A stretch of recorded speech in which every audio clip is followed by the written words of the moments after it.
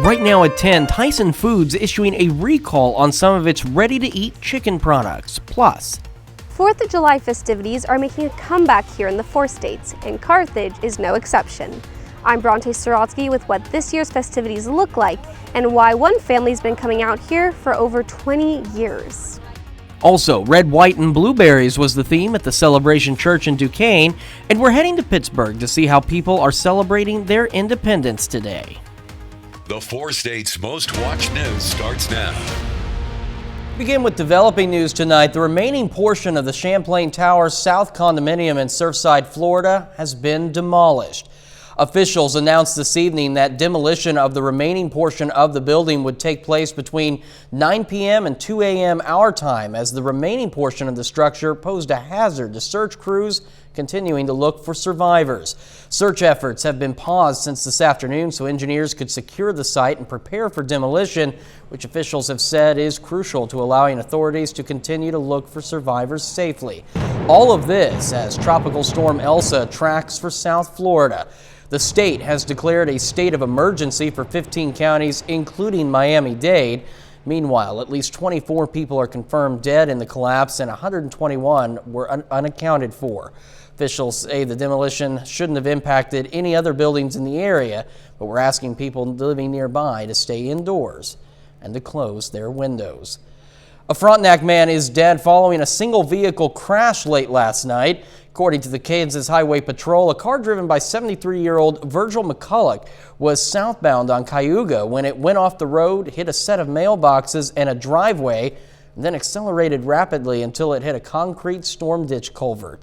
McCulloch was taken to Via Christi in Pittsburgh, where he later died from his injuries. Tyson Foods is recalling almost 8.5 million pounds of its ready-to-eat chicken. The USDA Food Safety and Inspection Service said the poultry may be contaminated with listeria. The products recalled are the frozen full-cooked chicken products produced between December 26, 2020 and April 13, 2021. Tyson's ready-to-eat chicken was distributed nationwide to retailers, hospitals, nursing facilities, restaurants, and Department of Defense locations. So far, 2 people have been reported ill with listeriosis.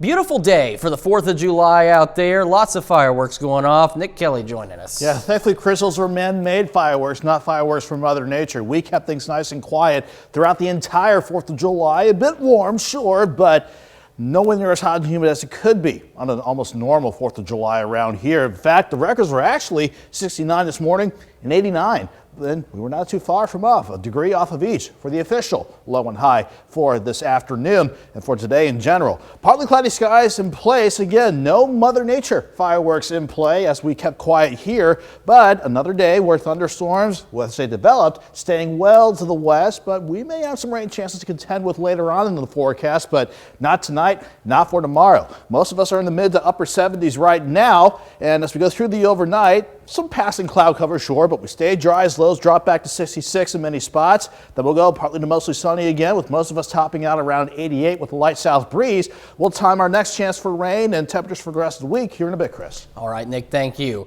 Well, many parts of the 4 states are having a blast for July 4th, especially after so many celebrations had to be canceled last year due to the pandemic. And that includes the city of Carthage. And KOAM's Bronte Sorotsky checked out how folks over there are showing their love for their country.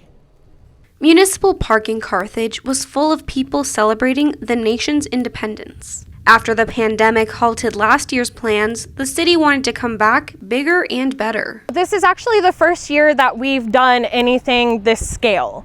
So we at the CVB are really excited to be able to open up all of the amenities to the public and kind of create this community space and enjoy the 4th together, especially after all of the hardship last year. We've really kind of thought that it was important that we've all joined together and show our love and support for each other here. Not only was this event for the community, it also honored the tradition of the 4th by celebrating veterans as well. We feel like it's important to show our support for the community, for our veterans, for all of the people coming home, for people who may not have gotten the chance to celebrate last year. and also because this is the first year in a while that people have actually gotten to be able to go out and enjoy the world. One local family has been coming here for 20 years to celebrate the 4th. Fireworks we could care less about. We come here to gather as a family, that's the main thing. They take the holiday very seriously. We get here at 4 o'clock in the morning to make sure we have our spot. To them, it's a tradition. And although the day was filled with fun activities, celebrating independence as a family is even more important. We're celebrating when we became free, and that's what we did. That's what we live for, So, and then it just kind of helps with family. In Carthage, Bronte Sorotsky, KUAM News. The city's July 4th celebration opened up all of Municipal Park and made most activities free so everyone in the community could enjoy the festivities. And to help celebrate America's independence, Celebrations Church in Duquesne hosted a special breakfast and outdoor worship service this morning. Red, white, and blueberries was the theme, calling to the patriotic pancake options. The church served the pancakes in addition to other breakfast items, of course. From there, they held an outdoor worship service with some live music to get everyone together.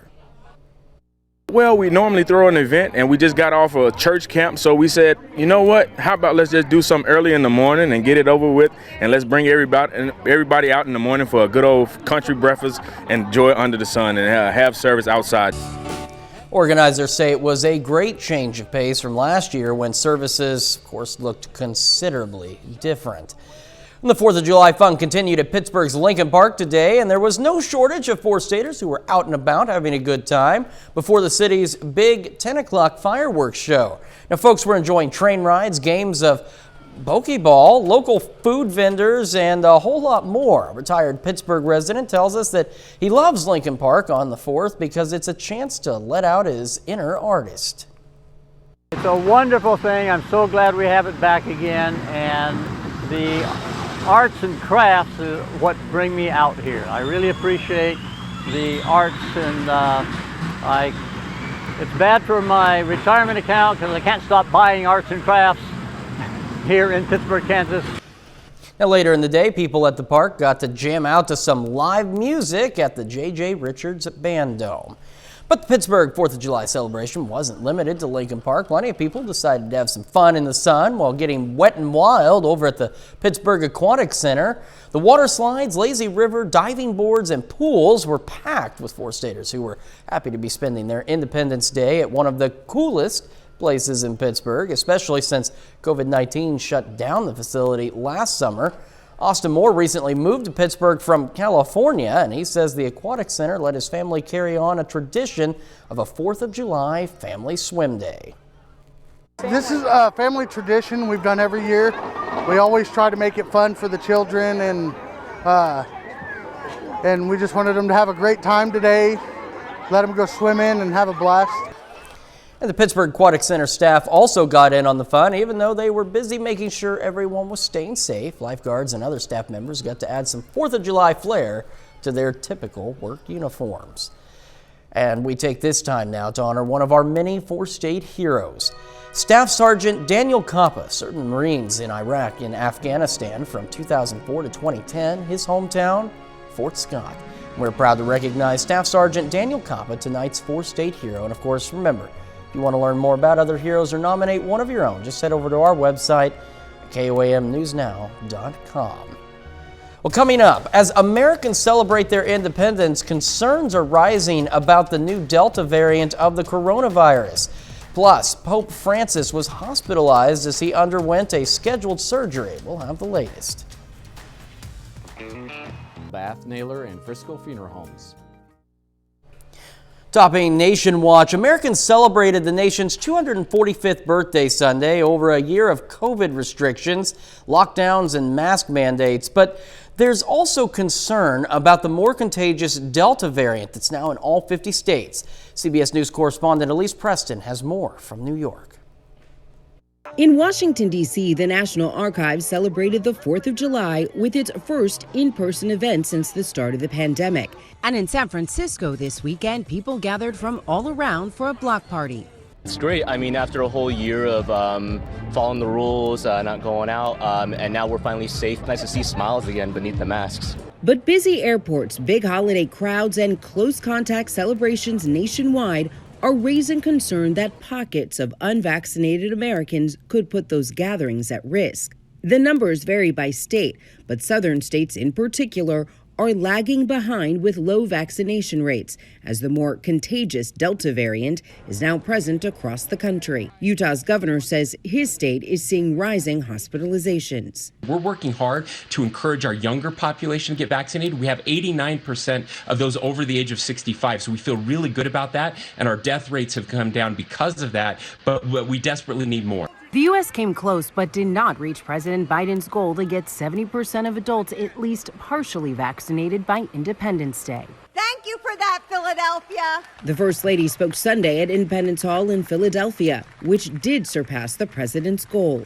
We're not at the finish line yet, but summer has never felt more full of possibility. And in Brooklyn, New York, a 4th of July tradition endures. Michelle Lesko and Joey Chestnut won the annual Nathan's Hot Dog Eating Contest. Chestnut ate 76 hot dogs and buns. Organizers say that's a new world record. Elise Preston, CBS News, New York. Well, AAA predicts more than 47 million Americans are traveling this holiday weekend, and that could make it the second highest Independence Day volume on record. We've got the latest in the box office and how it did a little later in the show. But first, we have some warm but not hot temperatures lined up for the week ahead and some rain chances too. We'll break it down next. Sign up today for the...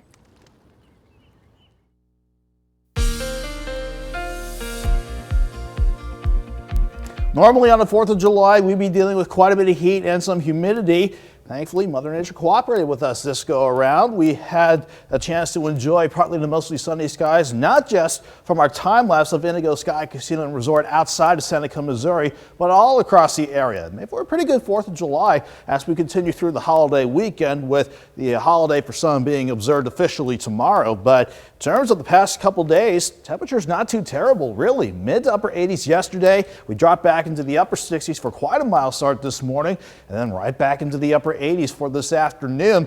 We will continue with some warmth and a little bit of heat in the extended forecast, but maybe some rain chances trying to keep things in check later on down the road. But from 7th and Range Line, the only activity I see are still some fireworks going off in some of the neighborhoods, but the skies above are quiet. 78 in Joplin, feels like 80 with the dew point sitting in the mid 60s. Much of the area is faring much of the same. It's very similar to Joplin. Most of us in the mid to upper 70s right now temperature wise, but you factor in the humidity, not much of a bump in feels like temperatures. Might feel just a degree or two warmer, but these are pretty still tolerable temperatures as we go into the overnight with not much happening here. It was another day where we had any good thunderstorm chances out to the west from the Colorado-Kansas state line down into the panhandle of Texas. Those storms will continue to fall apart as they try to work south along the warm front, but this is our next cold front that could try to bring some rain chances in by the middle of the week. But temperatures are going to be warm, if not a bit hot, as long as this upper level ridge tries to build back in and at least take some control back to keep us feeling like it's the middle of summer around here. In the short term, though, maybe some passing cloud cover overnight. That's about it. We are dry for the overnight and mild once again as we get your Monday morning started. I'm thinking overnight lows dropping back to about 66 degrees. That breeze stays light out of the south at 5 to 10 miles per hour. That light breeze stays in place, pushing us to 83 by noon and 88 for the afternoon in Joplin with mostly sunny skies. And in general, much of the area is the same, mainly upper 80s for afternoon highs on our Monday. So tomorrow doesn't look bad. Tuesday, though, this upper ridge will keep us quiet, but try to push highs back near 90. Now comes Wednesday. This is when that first front to the north tries to work in with another upper level wave. This could try to bring some scatter storms Wednesday and maybe a random storm or two on Thursday. The system temporarily lifts back to the north on Friday with highs back near 90, but then here comes a stronger wave with better thunderstorm chances on Saturday, and then behind that, potentially a good cool down as we wrap up the end of next weekend. So 88 tomorrow, 90 on Tuesday. Both days staying dry. We'll go 88 Wednesday, 86 Thursday, 90 on Friday. And then with that stronger front by the weekend, Chris, we could see highs hopefully back near 80 by Sunday. Not a bad forecast for this time of year. It seems like it's about average for right now, like you pointed out in your almanac. I know, and considering how hot it can usually get around here, these numbers again and these rain chances, we'll take it. All right, Nick, thank you so much. CBS News correspondent Elise Preston trying to steal some of your thunder, but you've got more on the annual hot dog eating contest coming up. I do. Hot dogs and baseball, a very patriotic sportscast coming up. In the MLB, the Cardinals will try to split the series against the Rockies today. Those highlights and more next. Nick Kelly. From Briggs Fort Scott.